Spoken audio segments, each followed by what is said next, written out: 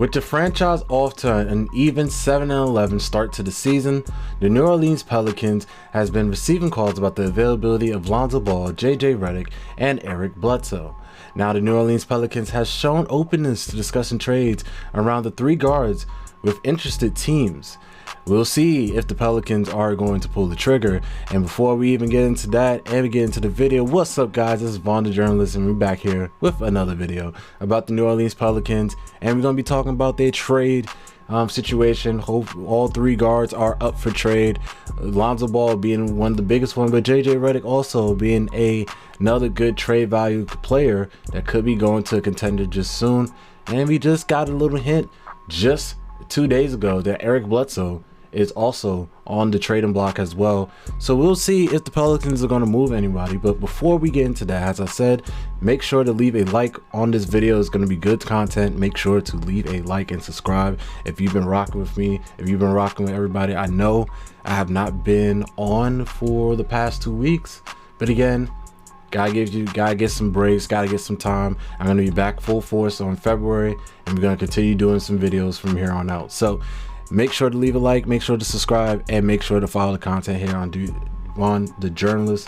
And I'm gonna be right here giving you guys all the news around the NBA. So now the first player that we're gonna get a start or look on is JJ Redick. Now has February 2nd looms as the NBA deadline for teams to actually acquire players in a trade later. The New Orleans Pelicans have focused on Philadelphia 76ers, the Brooklyn Nets, and the Boston Celtics, and also the New York Knicks as a potential trade destination for JJ Redick. That sources tell Athletic Shams Charania from The Athletic. Now Redick is on the $13.1 million contract that expires at the end of the season.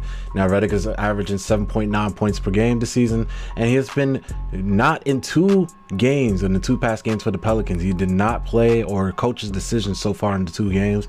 New Orleans Pelicans has 2 young guards, as we're going to keep saying, with Nikolai Alexander-Walker and Kyree Lewis Jr., who has been looking for rotation spots in a very crowded backcourt. So hopefully the Pelicans can basically open up some spots for those 2 rookies. But before they even do that, not 2 rookies, 2 young players, but before we do that, they got to trade Lonzo Ball, Bledsoe, and JJ Redick just to give some minutes to the young guys and get their feet wet.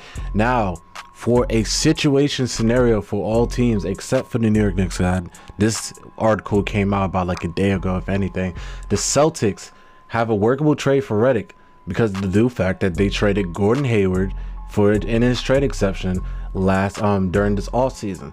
But adding Redick basically splits the exception in half, leaving the general manager Danny Ainge with Redick and a $15.5 million exception to add somewhere else down the line.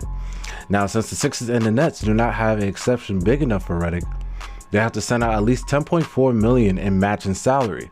Now, Philadelphia GM Daryl Morey can definitely cobble together a trade that's involved Mike Scott and either Terrence Ferguson, who's still a really good young player, and Tony Bradley, who's been a really good young player from his stints with the Utah Jazz, and right now backing up Joel Embiid. Now, the math is difficult for the Brooklyn Nets unless they involve Spencer Dinwiddie, which is highly unlikely. And the best way for Redick to join the Nets will be via buyout, because GM Sean Marks will be able to use the disability player exception that they use for Spencer Dinwiddie. That will require the Pelicans getting no assets in return and likely saving some money instead, giving the Celtics and the Sixers a leg up, since Griffin will presumably prefer almost anything they have to offer. So that'll be the first thing on, as I said, JJ Redick. And I believe JJ Redick has a really high chance of going to a Northeast team due to the simple fact that his family lives up there. So if I had to pick one team just for him, just to get my little short comment, it would be the Philadelphia 76ers. You played with the team before, you know what it is as a different head coach. You're not dealing with Brent Brown anymore. And not only that, they have a bunch of shooters, and they always, and it looks like it's always a thing with them as well, they are always looking for shooters to basically get on the floor to pair with Ben Simmons and Joel Embiid. So we'll see. Next up we have is Lonzo Ball. Now Lonzo Ball, as you guys know, is in his 2nd season with the Pelicans and is a restricted free agent for the offseason. He did not sign any extension or a contract extension for the New Orleans Pelicans, or they just did not come to agreement on both sides for the offseason. Now, according to Brian Windhurst, my fault for the name, one of the places that, in addition to Golden State, for a possible Lonzo Ball to Kelly Oubre trade, is one of the places that you think Lonzo is a possibility. He heard that Chicago might be a place that is interested in Lonzo Ball. If Chicago may be interested, we'll see. Now, again, with Chicago, Lonzo Ball going to Chicago is going to be kind of weird due to the simple fact that they already have Kobe White and they already got Zach LaVine. Maybe they trade Zach LaVine. We may never know. Again, as I said, Zach LaVine is a possible trade candidate, and he's been rumored to go to the New York Knicks and a bunch of other teams as well. Has a lot of teams in and around the NBA are looking at him and basically monitoring the situation over there in Chicago right now. Now, of course, Ball, who just came to action on Friday against the Milwaukee Bucks in the win, 131 to 126 win over the Milwaukee Bucks. As I said, Ball had a season high 27 points, tying his high in the Pelicans uniform, matched a career high in 7 3-pointers, and also had his second best assist output of the season with 8. Now, this has been an interview with Andrew Lopez when he asked for if it's any other information or any other motivation this week that after hearing his name popped up in the rumor mill. He said, "I just stayed the course. I've been playing basketball for a long time. I've been putting a lot of work in, and I'm just trying to play my game. That's how I play. That's just how I stay away from all the noise, and I just go out there and just play to help my team win." Now, we'll see if Lonzo Ball could actually do something as far as the Pelicans to basically raise some value, but I don't see him actually basically gaining any more process. I think he will be traded before the deadline, and if he is not, he's going to be moved on very soon from the New Orleans Pelicans. I think the Pelicans already made it clear that they do not want Lonzo Ball as their starting point guard for the near future. Well, we'll see again as things go along.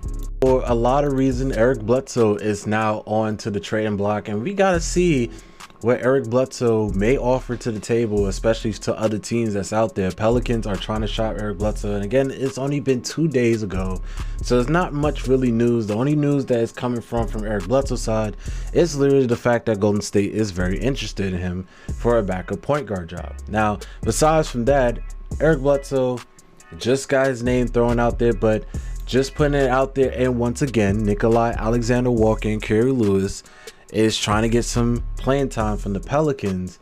And pretty much after the news went around with JJ Redick and Lonzo Ball, Pelicans made it known right away that they are trying to involve Eric Bledsoe in some trade talks as well in a lot of cases, and Pelicans are making the call out there. Now, as you guys know, Eric Bledsoe was traded basically in the deal with Jrue Holiday, and basically was pretty much a cap burden for the Pelicans to basically just take in due to the Jrue Holiday trade, which then again the Pelicans did receive some assets out of that trade. Now, Bledsoe, again, with his money, I believe is on a 2-year deal. I think last time I checked, I think he was on a 2-year deal for a contract with the Pelicans, and will basically stay with them for the next 2 years if so. So I believe the Pelicans are going to try to trade him for more assets, probably a second round or so. We'll see from there. But again, Eric Bledsoe is now being shipped around, and his name has been involved in trade rumors. We'll see how things progress. Now, guys, this is going to be it for the video. This is Von Jones. I'm going to be out of here. But again, guys, I want you to leave a like, comment, and subscribe on this video, and let me know what you think. If you're a Pelicans fan, what you think about Eric Bledsoe possibly getting moved, what do you think about JJ Redick possibly being moved, and what do you think is the best scenarios as far as a trade. Also, what do you think about Lonzo Ball? Where do you think he's going? Where do you think he possibly can get traded at? Do you want Lonzo Ball to be traded? Let me know your answers, please, down below, Pelicans fans and all NBA fans that's out there. Thank you guys for rocking with me, man. This is Von the Journalist. I'm out. Peace.